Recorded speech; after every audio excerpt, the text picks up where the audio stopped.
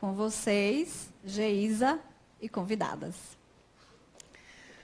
Olá, minha gente. Boa noite a todos. Boa noite a vocês que nos assistem pela internet, pela TV Harmonia.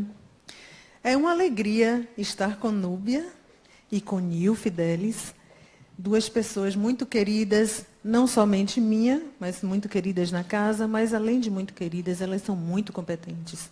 E hoje a gente vai trabalhar um pouco essa questão dos aspectos evolutivos do espírito. Ontem a gente teve uma palestra ótima. E o palestrante, Peixinho, ele trouxe para a gente a evolução no sentido de uma ampliação de consciência, né? Isso foi muito bacana, ele deixou isso muito claro. Ele falou que a gente repetia padrões biológicos, padrões psicológicos, e aí eu pergunto a vocês, plateia aqui presente, e a quem está nos assistindo, como é isso mesmo? A gente sabe evoluir, a gente está evoluindo, a gente não está evoluindo. Porque antes que as meninas comecem a falar, eu queria que vocês refletissem. Porque quando elas trouxerem as reflexões delas acerca dos aspectos evolutivos do espírito, você já despertou alguma coisa em você. Como é que a gente evolui? Estamos evoluindo? É um equilíbrio das nossas emoções? Como é essa ampliação de consciência? Quais são esses aspectos evolutivos do espírito? Então, reflitam e vamos ouvir primeiro, vamos ouvir Nil Fidelis. Seja muito bem-vinda. Levantar, ok?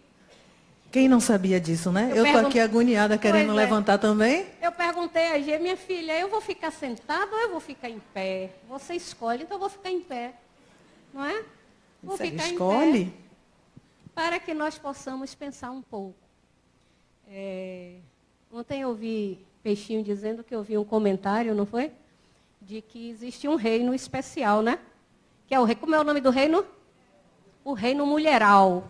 Então hoje, aqui o palco está reinado, né? Por este novo reino que é o mulheral, né? Mulheres competentes, mulheres inteligentes, estou me colocando, claro, né? Neste aspecto inteligente, e que estão aqui não para trazer conhecimento, né? Porque conhecimento eu adquiro nos livros. Eu pego o livro, leio o livro, adquiro conhecimento. Mas nós estamos aqui para que juntos nós possamos refletir efetivamente sobre quem somos. E quem somos? Espíritos. E espíritos imortais. Bom, se eu sou espírito imortal, eu entendo naturalmente que para que eu possa adquirir aprendizado e adquirir conhecimento de quem sou, eu necessito de experiências. Ainda ontem, André Luiz Peixinho disse e falou, né, sobre reencarnação como uma possibilidade de aprendizagem para o espírito imortal, para que possa despertar para habilidades que ele possui e que às vezes nem percebem que as possuem. Bom, mas o espírito não reencarna apenas, né? O espírito reencarna e passa por etapas, por processos de aprendizagem que são contínuas. Reencarna ainda sem nenhum conhecimento, nem com muitas habilidades de cuidar de si mesmo, e aí necessita de um núcleo que lhe apoie, que lhe forneça e que lhe capacite para que ele possa seguir adiante. E aí esse espírito reencarnado depende necessariamente de pessoas que o cerquem de atenção, que o cerquem de carinho e que possa satisfazer as suas primeiras necessidades. À medida em que nós vamos crescendo, nós vamos adquirindo esta capacidade de estar no mundo e de sermos autossustentáveis. Sendo assim, já que, enquanto espíritos reencarnados aqui no planeta Terra, nós vivemos um primeiro núcleo, que é o núcleo familiar, e que é o primeiro núcleo social vivenciado pelo espírito, conseguem perceber o quanto é importante refletirmos sobre este eixo que esta noite nós vamos dialogar, que seria aspectos evolutivos do espírito. E nós começamos a refletir exatamente por isso. Se o espírito, ao reencarnar, ele reencarna no núcleo familiar, então o aspecto social é um aspecto infinitamente importante para o processo de aprendizagem deste espírito. Porque é com este núcleo que ele inicia a perceber que além dele existem outros. Que além da satisfação das suas necessidades, que além das suas vontades e dos seus desejos, existem um coletivo e que ele está inserido neste coletivo. Portanto, o aspecto social para o espírito em processo de aprendizagem, em processo de busca dele mesmo, porque em busca de si mesmo é que o espírito encontra o conhecimento de Deus. E refletindo um pouco sobre esse nosso eixo desta noite, né?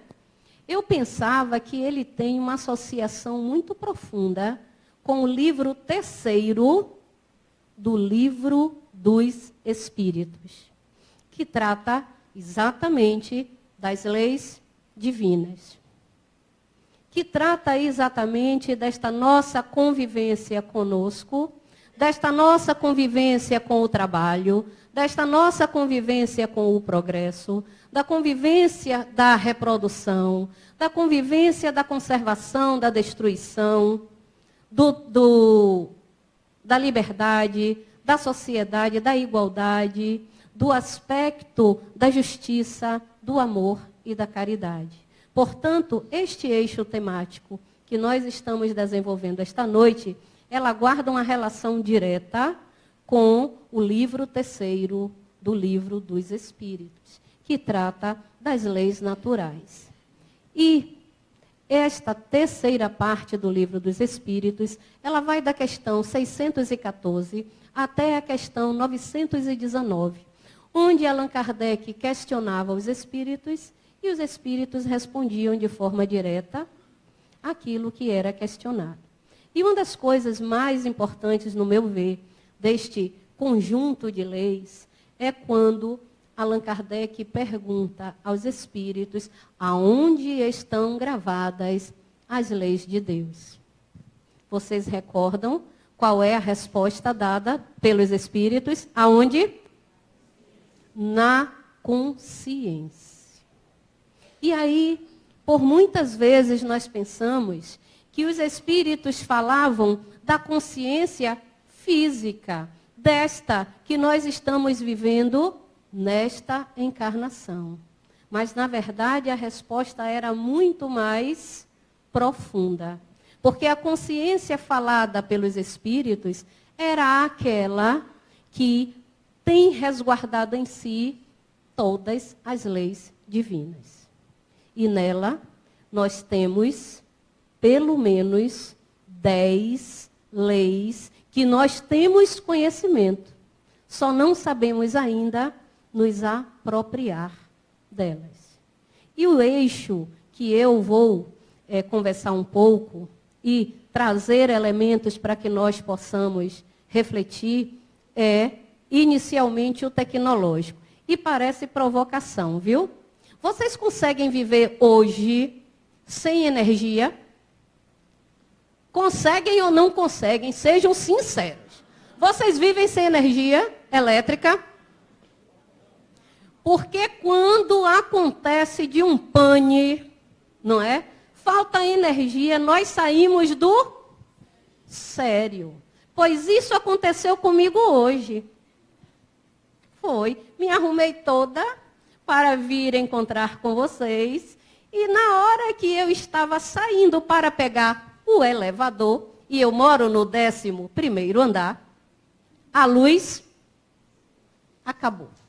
Aí eu pensei, respire. Precisei respirar muito para conseguir entender que a energia não retornaria e eu teria que descer os 11 lances de andares e 22 lances de escadas. Quando eu cheguei no 6º andar, no escuro, claro, né? Encontrei encostadinho na parede onde ficam os elevadores uma criança de uns 6 a 7 anos. Quando ele me viu, aí fez: a senhora vai descer? Eu disse: eu vou com a senhora. Ele estava tão encostadinho na parede que eu acho que a primeira coisa que ele pensou foi: será que essa pessoa é viva? Ou será uma alma do outro mundo, né, que está aqui para me assustar? E aí eu disse: vou descer. O que é que você estava fazendo aqui? Ele disse: estava brincando de bicicleta com meu amigo, vim aqui com ele e quando eu fui sair, faltou energia. E eu não estava com coragem de descer as escadas. Posso ir? Claro, vamos juntos. Mas tem o seguinte: você está de bicicleta? Tem. Quando eu vim aqui fica perigoso no escuro. Você não vai pegar a bicicleta para ir andando, porque ele me disse que morava no penúltimo prédio do condomínio que eu moro. Aí descemos. Eu na frente e ele atrás. Aí ele disse: se a senhora tropeçar, eu lhe ajudo. Eu disse: se você tropeçar em mim, eu lhe ajudo também. E fomos, descemos. Quando nós chegamos embaixo, a luz voltou. Era só para me testar. E para ter a oportunidade de encontrar com aquele garoto. Porque estive pensando, vejam vocês, que nós, quando estamos aqui adultos como estamos, né? Nós esquecemos de quando fomos crianças. Do quanto uma figura adulta nos trazia segurança. Do quanto era importante ter alguém que fosse um apoiador. Ele não precisava fazer nada, ele só precisava estar conosco. Então percebo que quando a gente reflete sobre aspectos evolutivos do espírito, e falei da energia, energia, elevador, né? Tudo isso é tecnologia. E por que nós, espíritos, precisamos da tecnologia? Porque ela nos ajuda e facilita a nossa vida. Mas ela não só facilita, ela também atrapalha. Sim, se eu não estabelecer uma utilização equilibrada da tecnologia. Mas a tecnologia está a serviço da lei de progresso, que nos impulsiona a irmos adiante. Bem como o aspecto social. Bem como o aspecto ético, porque ética está associada ao viver com o outro. Ética está associada à convivência. Ética está relacionada ao uso que eu faço dos códigos e leis aonde eu estou inserida em qualquer ambiente, começando inclusive pelo nosso lar, pelo nosso núcleo familiar. A ética surgiu com a necessidade de nós entendermos que nós vivemos num coletivo e que se nós temos direito, nós também temos responsabilidades. Assim como eu tenho direito, os outros também têm direitos, né? E dentro da lei de progresso, dentro da lei de trabalho, que tem relação com os aspectos evolutivos do espírito, nós temos também um conjunto de práticas sociais que nós chamamos de política e que tem tudo a ver com o nosso processo evolutivo.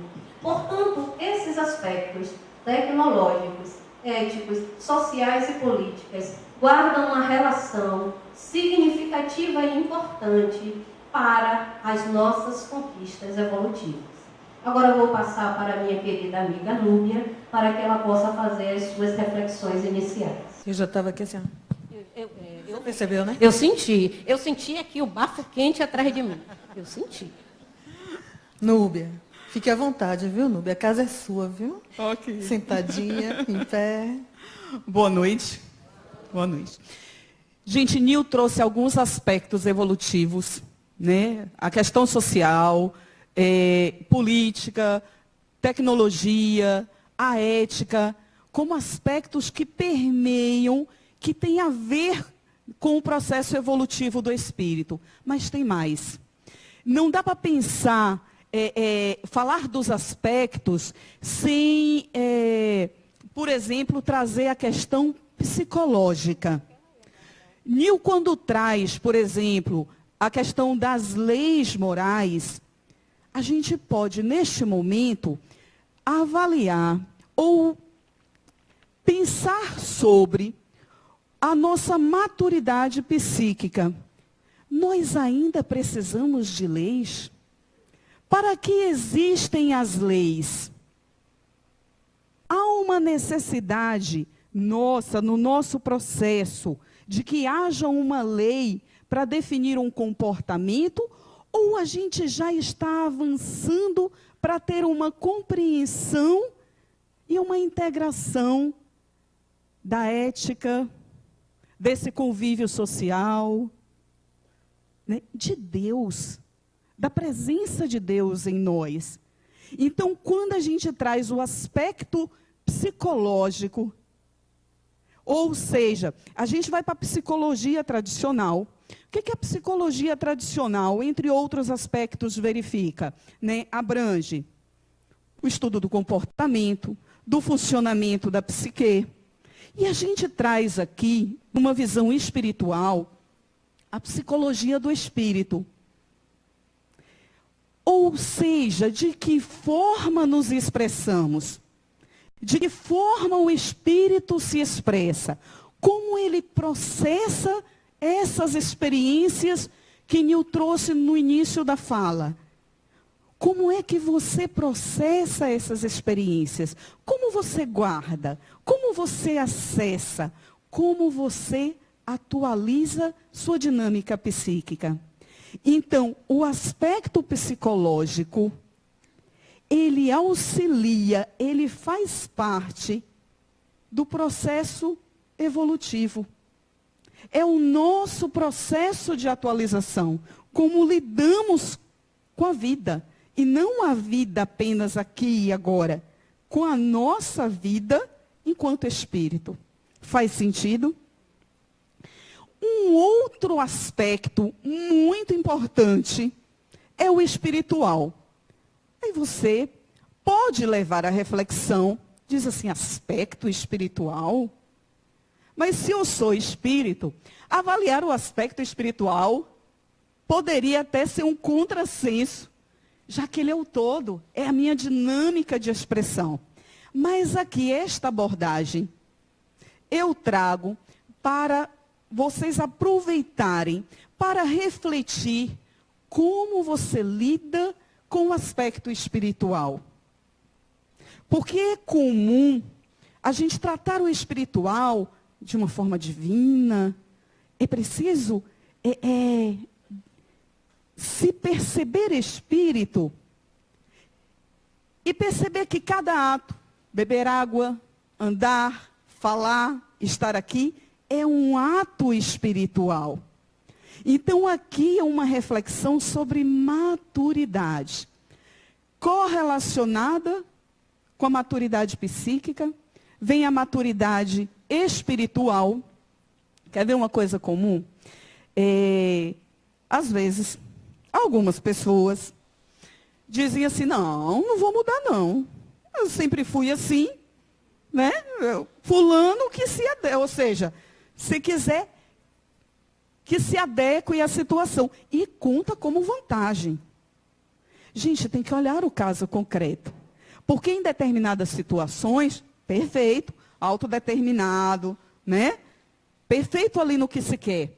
Agora, não se atualizar, não aceitar os convites da vida para ver as coisas por outra perspectiva, de uma outra forma. Atualizar a linguagem, uma linguagem mais inclusiva. Ah, sempre falei assim. Como assim, criatura? Como assim? Então, é importante no processo evolutivo não apenas imaginar algo externo, né? Eu estou num processo de evolução. Não é reforma íntima. Não é algumas mudanças de comportamento que vão dizer se a gente está num processo de evolução. É mais que. É um processo interno, na abertura há uma reflexão, num dos vídeos que foi trazido no início, é um processo de desenvolvimento ao encontro do próprio potencial que se é. Do próprio potencial divino que não é externo, é interno. É de conexão. Então, além desses aspectos, né, trago aqui o psicológico, o espiritual, no viés de inteligência espiritual, de saber lidar, de se permitir atualizar, de ver a forma como lida com velhas problemas, velhas soluções, em alguns casos, e em outros, novas. Nós temos múltiplas inteligências. É usar essas habilidades. E um outro aspecto, Nil e Geisa, que podemos também trazer aqui, é o aspecto mediúnico. O aspecto mediúnico, ele potencializa a possibilidade, o desenvolvimento psíquico, que, por sua vez, potencializa o desenvolvimento do espírito. Percebe a interligação? Então, mediunidade, falando de atualização, falando de evolução. Mediunidade é ritual ou é algo natural? Mediunidade é algo divino para determinado ambiente? Ou é um processo de comunicação muito mais acessível do que a gente imagina? Como você lida com a mediunidade? Este é um outro aspecto. É só para ajudar? É a mediúnica que faz para auxílio dos desencarnados? Esta é uma parte. Esta é uma parte das muitas possibilidades de interação. Então, aproveitem este convite maravilhoso, e aqui a gente traz alguns aspectos para trazer eles à consciência. Para trazer à consciência. Psicologicamente, está ampliando. Né? A parte mediúnica, estou me atualizando ou estou presa a velhos conceitos? A parte psicológica, estou cumprindo lei ou já faz sentido para mim? Ou já faz sentido no meu processo de evolução? Ok? Então, algumas contribuições, Gê, nesse sentido.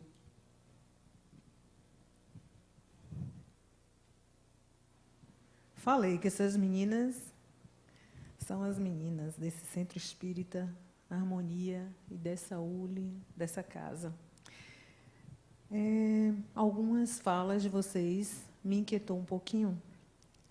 E vocês não sabem, mas eu queria ver o olhar de outras pessoas. Isso que você trouxe, Núbia, agora no final, que a gente precisa também aprender a olhar, pensar diferente. E a gente aprende a pensar diferente e a olhar por outro ângulo quando a gente se permite a ver como é que o outro pensa. Porque é nas relações que a gente vai crescendo, né? Nas interações. Então, eu fui buscar aqui na casa, com nossos alunos, o que é que eles pensavam. E eu fiz uma pergunta muito parecida da que você fez, se a gente consegue ficar um dia sem energia. Não, eu perguntei. Conseguimos ficar um dia sem tecnologia? Por coincidência, eu vou pedir a Rodrigo para mostrar um vídeo de um aluno, só um minutinho, mas já prepare. E aí a gente fez essa pesquisa para ver como é que as pessoas também veem esse processo. Ficar um dia sem a tecnologia.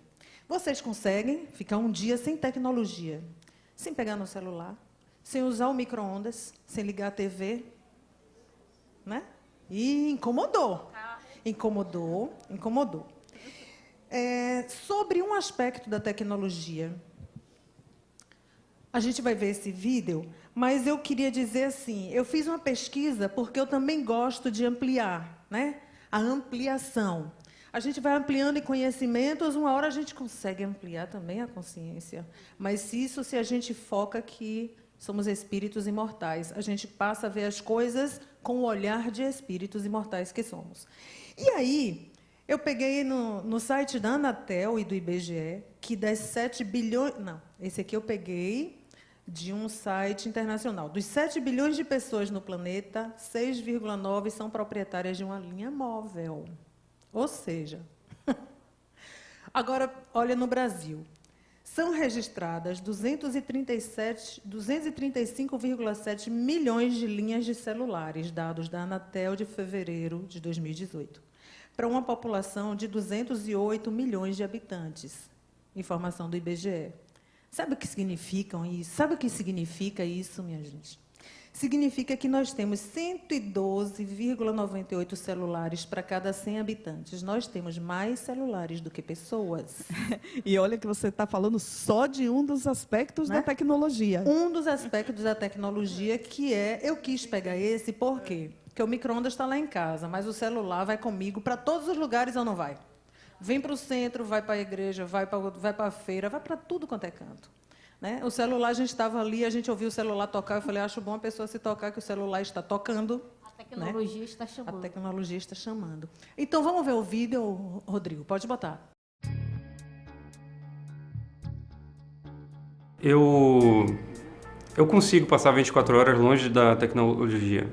É difícil, eu sou atraído pelas notificações, pela necessidade de conversas de trabalho, televisão, mas eu gosto de desintoxicar e, eventualmente, procuro dar esse afastamento e me distanciar, até para me acalmar e estar mais ligado a meu eu propriamente dito.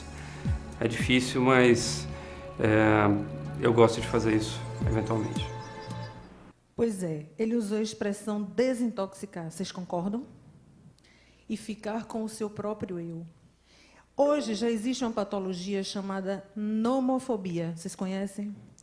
No de não, mo de mobile, fobia. É o medo por não ficar com o celular. É a pessoa quando ela olha o tempo todo para ver se a bateria está acabando, ela olha o tempo todo para ver se teve chamada, se teve alguma notificação, se veio algum e-mail, WhatsApp. Tá. Aquela pessoa que não consegue ficar, ela... Né? Então, nomofobia. E aí eu queria perguntar a você, Nil, o desenvolvimento tecnológico trouxe benefícios indiscutíveis, você trouxe isso está previsto na Lei de Progresso. Verdade. Mas como é que se dá esse avanço para a evolução do espírito? Como é que você vê isso? Eu vinha refletindo sobre isso, né?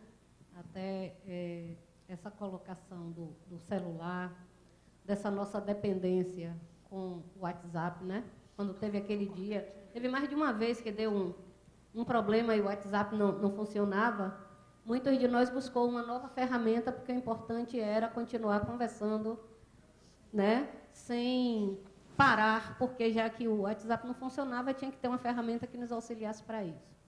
Eu penso que a tecnologia, e se nós fizermos uma retrospectiva de todos os séculos que nós já vivenciamos e hoje nós estamos no século XXI, a tecnologia trouxe grandes benefícios em todos os âmbitos.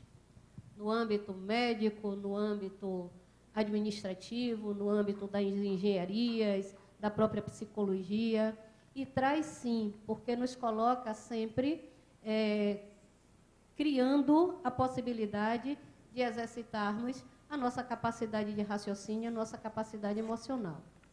Entretanto, quando nós nos permitimos, né, G, ficar nessa dependência, né, de não conseguir ficar sem o aspecto tecnológico, aí isso deixa de ser uma polarização positiva do aspecto tecnológico para uma polarização negativa.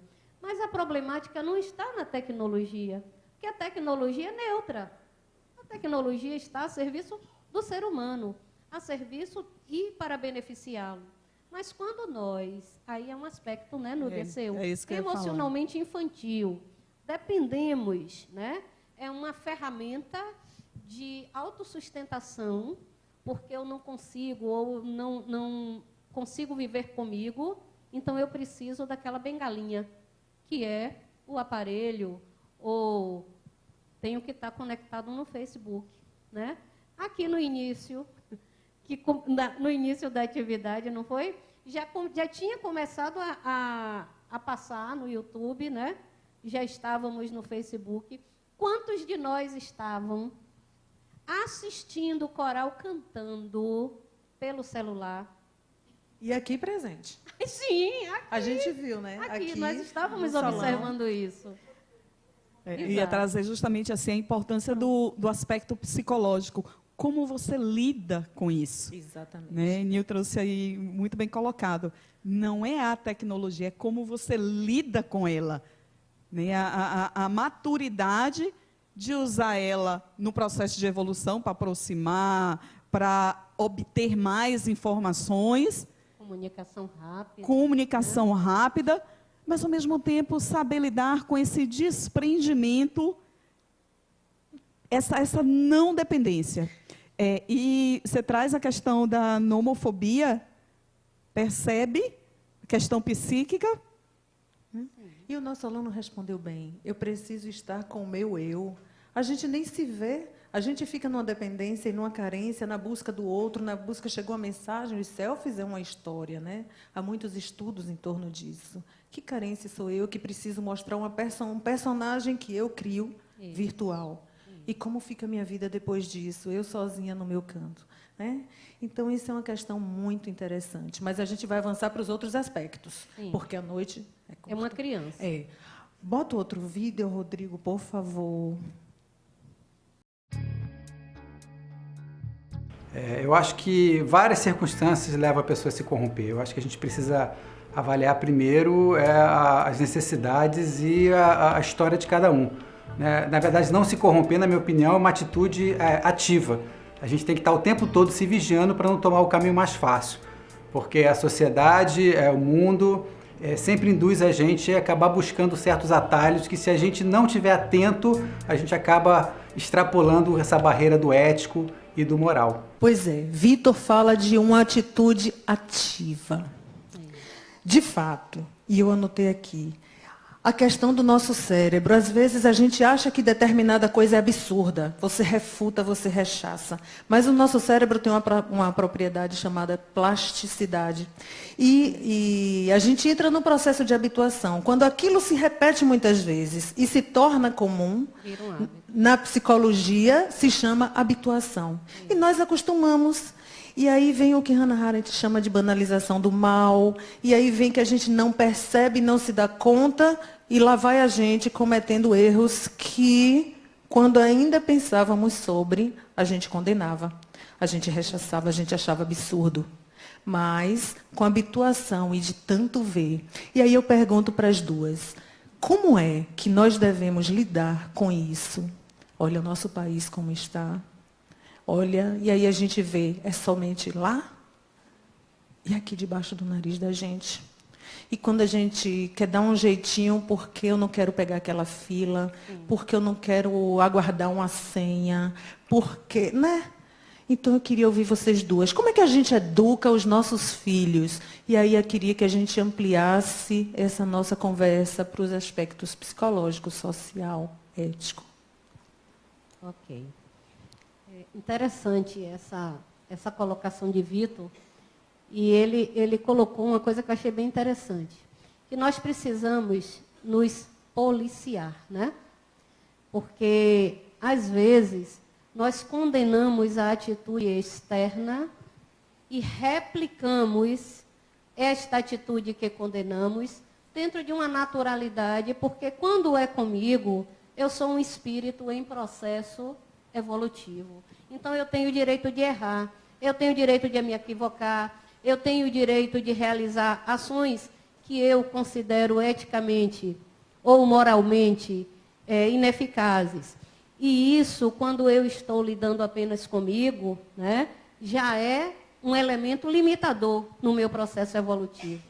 Mas quando eu estou lidando em colaborar para que outros espíritos sejam educados, no caso, dentro dos nossos lares, com os nossos filhos, com os nossos sobrinhos, afilhados, netos, ou com crianças que convivem conosco, é preciso a gente estar atento a isso.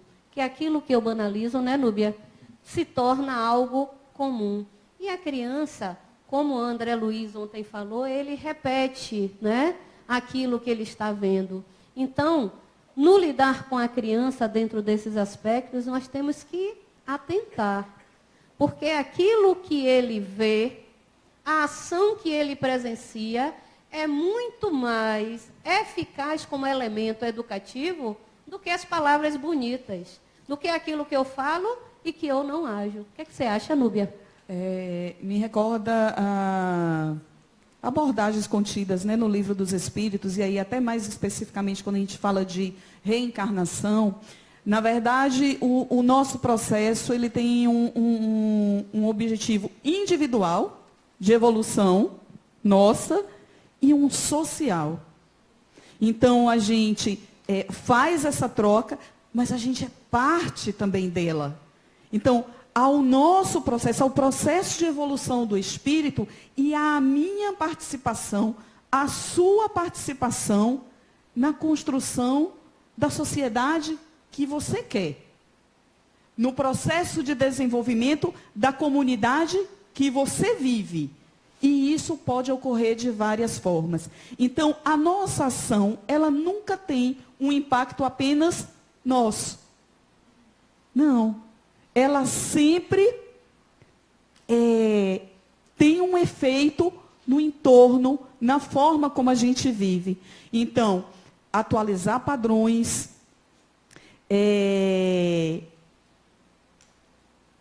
aceitar novos convites de postura de vida, ser mais crítico, mais consciente. Lembrei da sua fala, da citação no início, né? Evolução tem a ver com ampliar o processo de consciência, e consciência aqui trazer para a ciência, no sentido de conhecer, tornar aquele processo conhecido. Então, se perceber e perceber o ambiente em que vive, não apenas para criticar. Esse é um dos aspectos que a gente tem que ter, sim, uma postura crítica, mas de forma positiva, voltada para uma transformação. E não apenas a crítica pela crítica, que é pouco. Boa, muito bom. Vamos botar um pouco de mediunidade nessa conversa. E quando a gente diz assim, está obsidiado, aquilo é culpa dos espíritos. Até o aparelho fica obsidiado, porque não está fazendo o que é aquilo que isso nós mesmo? queremos. Vamos falar um pouco desse aspecto evolutivo do espírito, quando a gente, em vez de assumir a nossa responsabilidade, é mais fácil de dizer que foi tomado por uma coisa, né? Como é isso? Gente, a mediunidade é para ser vivida, essa dinâmica, não para responsabilizar. Eu estou triste agora, é porque deve ter uma energia triste, ou estou... É sempre o terceiro. Presta atenção, há um movimento de fortalecimento pessoal. Se você está muito exposto, está percebendo essa exposição, há um fortalecimento ao seu papel nessa parte. E é sempre uma sintonia. Não ocorre o que você não quer. É potencializado aspectos que há em você. Então, se você está com raiva, né, você pode sentir uma energia, uma comunicação que potencialize aquilo, né? Ou seja, não há corrupção, não há falta de ética, porque a criatura estava obsidiada. Presta atenção. Há algo a ser atualizado e que é potencializado ali naquele momento. Então, é sempre olha o amadurecimento psíquico, olha a maturidade, de perceber esse movimento, essa comunicação e se perceber. Né? E não ver mediunidade só com esse viés. Preste atenção. E Peixinho falou ontem também de uma consciência interexistencial, né? E a mediunidade está aí dentro. A gente tem essa consciência de que, de fato, a gente faz o contato Porque até aqui, entre os encarnados, com quem é que eu me dou? Eu me dou com as pessoas mais afins.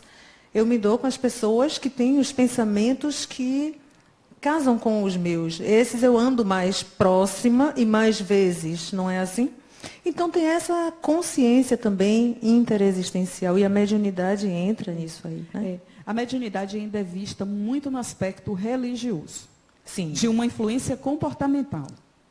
Ela é mais que. Ela é um processo de comunicação. Então ela pode ocorrer Entre pessoas, diga-se de passagem. Entre né? pessoas. Então, não é um aspecto só religioso. Isso influenciou ou não, é de cura, é de comportamento, é mais que. Esse é um aspecto de compreensão muito importante na evolução do espírito. No livro Psicologia e Mediunidade, primeiro capítulo... É de Adenauer esse livro, né? Eu acho que é de desse Adenauer. cara. Tem a impressão que é. Ele está confirmando ali que É de Adenauer, né? No livro Psicologia e Mediunidade, capítulo 1, o autor, que nós não conhecemos, né? Não está aqui no salão também não hoje, tá? Ele fala da subjetividade do mediúnico. E a primeira fala dele é dizendo o seguinte, que o intercâmbio mediúnico é, por natureza, subjetiva, porque parte do inconsciente do ser humano. Aí, quando nós pensamos nisso, já cai por terra aquela coisa de que eu sou influenciado pelos espíritos malévolos. Eu atraio para o meu campo emocional espíritos que estão em processo emocional semelhante ao meu. Seja equilibrado. Vai encontrar o núcleo nos meus complexos. Isso, exatamente. O chefe ensina direitinho, né? Vocês que estão estudando psicologia estão demais, viu? Rapaz. Gente, utilizem desse recurso, né? Para outros itens, para trocar ideias, para crescer, ver novos pontos de vista, conversar. Descobrir, relembrar, conhecer outras dinâmicas, outras formas, outros lugares. Percebe a amplitude e às vezes a gente fica ali. Atender? Ou então uma relação pessoal de influência. Meninas, a gente vai precisar acabar. Que pena. Mas eu queria fazer um convite a vocês, plateia aqui. Vocês receberam isso aqui? Vamos dar uma lida rápida, porque isso aqui tem muito a ver com o que a gente está trabalhando aqui hoje. Isso aqui está no prefácio do Livro dos Espíritos da Casa, a edição da Casa. Isso. E diz assim: com a inexorável evolução humana, agora com o choque da globalização cultural, as religiões coletivas vão dando lugar, num processo alquímico de miscigenação, à efetiva religiosidade, ou melhor, à consciência da real natureza divina em cada ser humano. Percebem? Isso foi trazido desde a palestra de ontem. E agora o mais legal aqui, ó. Fornecendo bases para a conscientização daquela natureza. Que natureza? A natureza humana. Fornecendo bases para a conscientização da natureza humana, os princípios espíritas alicerçam as transformações psíquicas irreversíveis na alma humana. Estamos em processo evolutivo. Essas nossas transformações psíquicas são irreversíveis. O sentimento da existência de Deus em si mesmo, a consciência da imortalidade pessoal, a inegável evolução de sua própria essência por via da reencarnação, tornam-se os princípios capazes de suportar as exigências da razão a caminho da iluminação humana. Nós queremos encerrar com essa mensagem sobre os aspectos evolutivos do espírito e com a certeza absoluta de que, sendo espíritos imortais, a cada dia ampliamos a nossa consciência nesse sentido. E melhor do que isso, quando ampliamos a nossa consciência de que somos espíritos imortais, nós colocamos em movimento o potencial do espírito.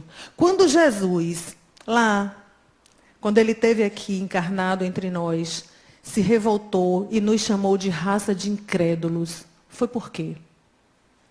Porque ele foi questionado por que é que os discípulos, por que é que ele conseguiu a cura daquele menino E os discípulos que tinham sido chamados anteriormente não haviam conseguido. E eles vão, mestre, por que você conseguiu e a gente não? Raça de incrédulos. E ainda somos nós aqui, 2017, aqui nós estamos, 2018. Em 2018... Atualiza, criatura. Eu aprendi com o chefe, ele de vez em quando Atualiza. faz isso também. Aí eu entendeu? Em Pensei que só era 2018, vamos encerrando. Em 2018, a gente ainda tem as nossas dúvidas de que somos espíritos imortais e que temos esse potencial e que precisamos colocar em movimento o potencial do espírito. Nós somos capazes muito mais do que o que imaginamos que somos. Desejo a todos vocês muita paz. Nil e Núbia se despedem também. Queria só deixar não é conselho, né? Porque disse que se conselho fosse bom, a gente não dava de graça.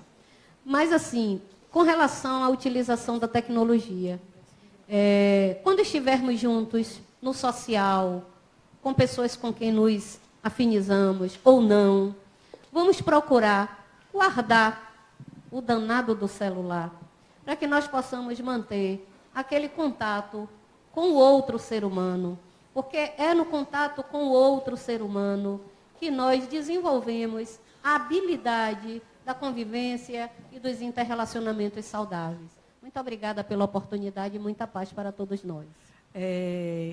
Inspirados no nome desta casa, desse centro espírita, harmonia. Então, que esta palavra seja muito mais que uma palavra. Que nos diversos momentos da vida, vocês possam lembrar deste pilar. Harmonia, harmonia. E se harmonizem. Muita paz.